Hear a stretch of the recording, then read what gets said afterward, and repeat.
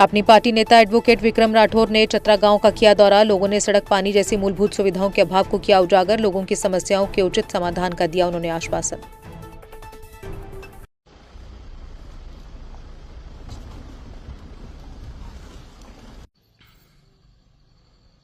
इसी को देशभक्ति कहते हैं, मैं वही कह रहा था। जो मैं बिल्कुल उनका पति शाम को शराब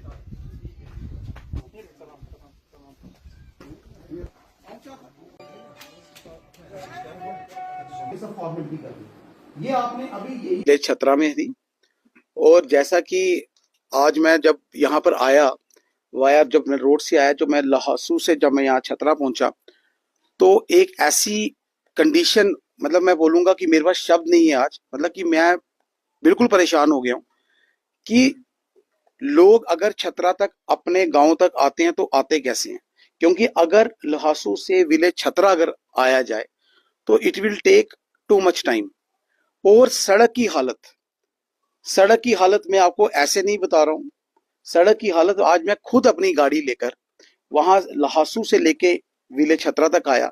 जब मैं आया तो इतने बड़े बड़े पत्थर, सड़क, मुझे ऐसा लगता है कि यहाँ पर कुछ, यहाँ हेलीकॉप्टर चलते हैं या यहाँ पर कुछ एरोप्लेन लैंड होते हैं, कुछ ऐसे है। तो लेकिन हमारी मौजूदा सरकार कहती है कि हमने घर घर गांव तक हमने रोड पहुंचाई है।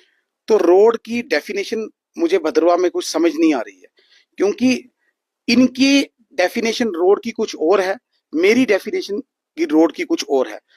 जब तक, मैं बार बार कहता आया हूं, जब तक आप लोग जमीनी तौर पे गांव में जाकर लोगों से मिलोगे नहीं, उनकी प्रॉब्लम्स को सॉल्व करने का कोई समाधान निकालोगे नहीं, तो आप मुझे बताओ कि वो कौन सा कॉन्फिडेंस है, वो कैसा कॉन्फिडेंस है आप लोगों का कि आप लोग ऊपर से ही ख्याली पुलाव बनाते हो और बोलते हो नीचे कोई बात नहीं होने दो, आ गई रोड, हो गई रोड। 2014 फिर गिना रहा हूं, 2014 और आज हम 2024 में। क्या ये इतने लोग बैकवर्ड हैं? क्या ये लोग इंसान नहीं है? क्या ये लोगों के कुछ अपने लीगल अधिकार नहीं है?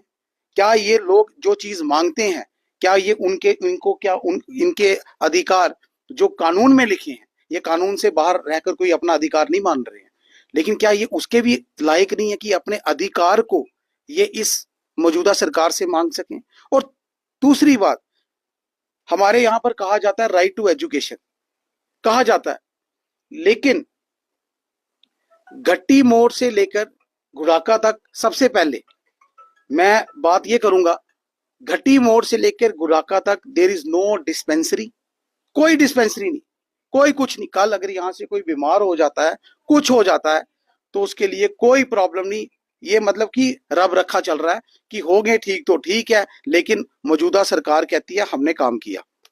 उसके बाद मैंने अभी आपको राइट टू एजुकेशन की बात की। राइट टू एजुकेशन एक फंडामेंटल राइट है, जो हर एक बच्चे का अधिकार है, जो हमारे देश के आइन में लिखा हुआ है कि हर एक बच्चे को एक राइट टू एजुकेशन लेनी ही लेनी है। यहां पर 1933 का, मेरे को वही भाई साहब सुना रहे थे, 1933 का एक हाई स्कूल बनाया गया था, लेकिन इन लोगों की क्या डिमांड थी कि उसको, यहां पर 1933 का, मेरे को वही भाई साहब सुना रहे थे, 1933 का एक हाई स्कूल बनाया गया था, लेकिन इन लोगों की क्या डिमांड थी कि उसको कन्वर्ट किया जाए हायर सेकेंडरी में। वो भी आज आपने इनसे छीन कर कहीं और दे दिया। तो अगर आपने दिया तो दिया, इनको वो प्रॉब्लम नहीं है कि कहीं पर अगर आपने किसी और गांव को अगर आपने हायर सेकेंडरी दिया तो दिया। वो आपने कैसे दिया ये लोग जानते हैं, आपने दोबारा भी इनके पास आना है, ये आपको बताएंगे कि आपने कैसे दिया। लेकिन अगर आपने दिया, मैं ये नहीं कहता हूं कि उनको डिप्राइव करो आप, लेकिन कम से कम जो 1933 का हाई स्कूल जो यहाँ विलेज छतरा में बना था, कम से कम उन लोगों का तो कुछ सोचा होता। क्या ये लोगों का अधिकार नहीं है हायर सेकेंडरी के लिए? क्यों आपने वहां पर दे दिया? पहले तो आप ये देखिए ना, जहां पर हाई स्कूल था यहां पर, तो आपने इन लोगों को, पहला राइट तो इनका था, लेकिन अगर आपने दे भी दिया, इनकी कोई नाराजगी नहीं है, लेकिन ये कहते हैं हमारा हाई सेकेंडरी स्कूल कहां पर है। मैं डायरेक्टर स्कूल एजुकेशन से पूछता हूं हमारा हाई सेकेंडरी स्कूल का। मैं आज आलोकनाथ से पूछता हूं, जो हमारे कमिश्नर सेक्रेटरी एजुकेशन के हैं, मैं उनसे पर्सनली भी मिला हूं, मैं उनसे पूछता हूं हमारा हायर सेकेंडरी स्कूल क्या है। कहाँ है? क्या इन बच्चों का कोई राइट नहीं है? आप कहते हो घर घर हम शिक्षा पहुंचाएंगे, घर घर हम हर जगह के लीगल राइट्स पहुंचाएंगे। भाई साहब, हमें ख्याली पुलाव नहीं दिखाइए। हमारी जो एजुकेशन है ना, जिससे आपने हमें दूर रखा हुआ है, इन गांव के बच्चों को आपने जो दूर रखा हुआ है, ये वही चीज चाहते हैं कि हमें राइट टू एजुकेशन का हमें पूरा हक चाहिए, जो आप लोगों ने हमसे छीना हुआ है। क्यों नहीं आप चाहते हम एजुकेशन लें? क्योंकि आपके झूठे वादों पे, बहकावों पे पढ़ेंगे नहीं, लिखेंगे नहीं, लेकिन आपकी एजेंटी करेंगे, आपके पीछे हाय हाय करेंगे। तब आप खुश, जब ये एजुकेशन का अपना अधिकार मांगेंगे तब बोलेंगे नहीं हमारे पास एजुकेशन नहीं है, हम कहीं और दे देंगे, कहीं और दे। क्या इसका मतलब है? क्या हमें लगता है कि हम भारत में रहते हैं? इसको डेमोक्रेसी कहा जाता है? डॉक्टर साहब, आपकी तरफ से क्या कुछ किया जाएगा? देखिए, मेरी तरफ से ये किया जाएगा, मैंने इनको बोला है कि मैंने इश्यूज लिखे हैं। क्योंकि देखिए, जहां तक सवाल है मेरा, मैं हर एक गांव में आज से 3-4 साल से पहले से ही चल रहा हूँ, लेकिन इट्स वेरी डिफिकल्ट, क्योंकि हर जगह जाते जाते टाइम लगता है। जमीनी तौर पे अगर आप किसी के पास जाना है, ग्राउंड लेवल पे काम करना है, it will take some time. मैंने इन लोगों को बोला है, आज इनकी मेरे पास ये इश्यू आया है, मैं इस इश्यू को आगे प्रोजेक्ट करूंगा, और यही नहीं है सिर्फ प्रोजेक्ट करके फोटो खिंचा के घर बैठूंगा, उसको इम्प्लीमेंटेशन कराने की पूरी कोशिश करूंगा। अगर नहीं करेंगे तो हमारे पास लास्ट रिजॉर्ट है। मेरा नाम बुदेश चाड़क। जनाब, आज हमारे अपनी पार्टी के नेता जो हैं राठौर, विक्रम राठौर साहब एडवोकेट जी यहाँ आए थे, तो उनसे हमने अपने गांव में जो भी मुश्किलातें हमें आती हैं और गवर्नमेंट ने जो भी हमारी अभी तक कोई भी काम पूरे नहीं किए, उनका जायजा लिया। सबसे बड़ा हमारा मसला था 1933 का यहाँ स्कूल था, प्राइमरी स्कूल। बड़े बड़े एमएलए यहाँ से गए हैं इस स्कूल में पढ़कर, फिर ये हाई स्कूल बना, तो इसका नंबर था हायर सेकेंडरी के लिए, लेकिन हमसे इतना धोखा किया कि इसके सराउंडिंग हायर सेकेंडरी बना ली, हमारे बच्चों का भविष्य को डार्क में रखकर दूसरी जगह हायर सेकेंडरी दी, हमारा वो हाई स्कूल का हाई स्कूल रहा। दूसरा, हमारी मुश्किलातें जो हैं सड़क की हैं, पानी की है। सड़क जो है 1.5 साल होने लगा, एक फ्लड आया था, बहुत भारी फ्लड आया था, कागजों में चल रहा है, पीएमजी पास है, पीएमजीएसवाई रोड पास है, लेकिन अभी तक उस पर रोड पर छोटी छोटी गाड़ियां चल सकती, बड़ी गाड़ियां नहीं चल सकती हैं। और पानी की हालत ये है कि सूखा भी पड़ा है, जहाँ स्कीम पर करोड़ों रुपया खर्च किया है, एक बूंद भी पानी का हमें नहीं मिला है सर। तो दूसरी बात है बच्चों की एजुकेशन का। जैसे हमारी यहाँ यूनिवर्सिटी खोली गई है, 1 क्लास की जमीन धान के खेतों की जमीन ले गई है, अभी फुल फ्लैज यूनिवर्सिटी नहीं।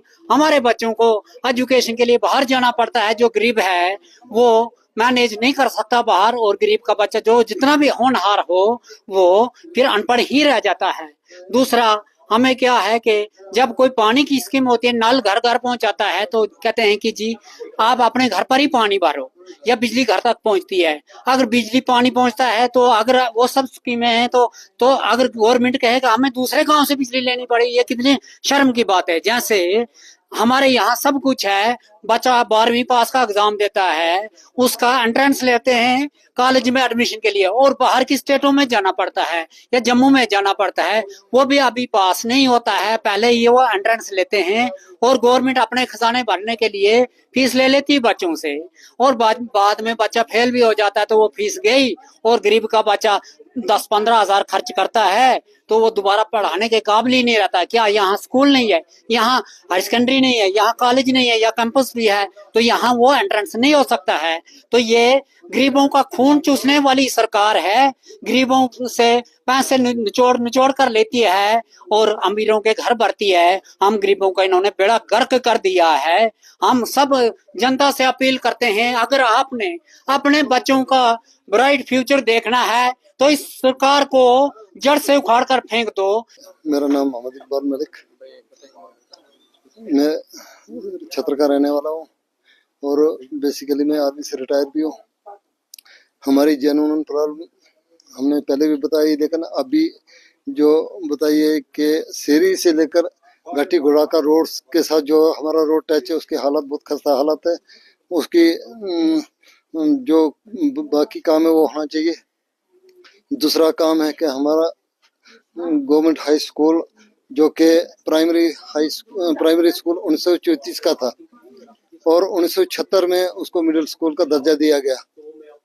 और 2008 में उसको हाई स्कूल का दर्जा मिला, जबकि कुछ 2-4 साल पहले हाई सेकेंडरी के लिए भी उसके लिए बात हुई थी, लेकिन हमारे दिलीप परिहार जी ने उसको छतरा के बजाय उस स्कूल को गुड़ाका में दे दिया, क्योंकि कुछ अपने जाति मफाद होते हैं या कुछ भी होता है उसके लेते उन्होंने उस स्कूल को गुड़ाका में दे दिया। हाँ, हमारी गवर्नमेंट से और पूरे हाई अथॉरिटी से ये हमारी गुजारिश है कि हमारी ये जो डिमांड है ये पूरी हो। और एक और चीज है कि यहाँ पर घट्टी मोड़ से लेकर गुड़ाका तक कोई भी प्राइमरी हेल्थ सेंटर नहीं है, जिसकी बहुत अशद जरूरत है। और हम चाहते हैं कि छतरा में सेंटर प्लेस भी है, और यहाँ पर अगर हेल्थ सेंटर मिल जाए तो हम बहुत मशकूर होंगे।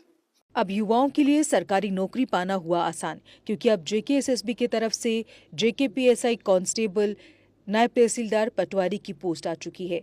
जैसे कि आप सब जानते हैं कि कैरियर अड्डा जम्मू पिछले 9 सालों से फ्री कोचिंग के साथ बेहतरीन रिजल्ट्स भी प्रोवाइड कर रहा है। लगभग 600-700 से भी ज्यादा बच्चे इस समय अपने सपनों को पूरा करने के लिए कोचिंग ले रहे हैं। अगर आप भी चाहते हैं 2024 में सरकारी नौकरी पाना, तो अभी कैरियर अड्डा जम्मू में कॉल करें नीचे दिए गए नंबरों पर। हमारे नंबर हैं 9906187157, 019125833256। हमारा पता है कैरियर अड्डा जम्मू, रिहाड़ी चुंगी, नियर गुरुद्वारा। जम्मू कश्मीर की खबरों के लिए जुड़े रहिए JK अपडेट के साथ।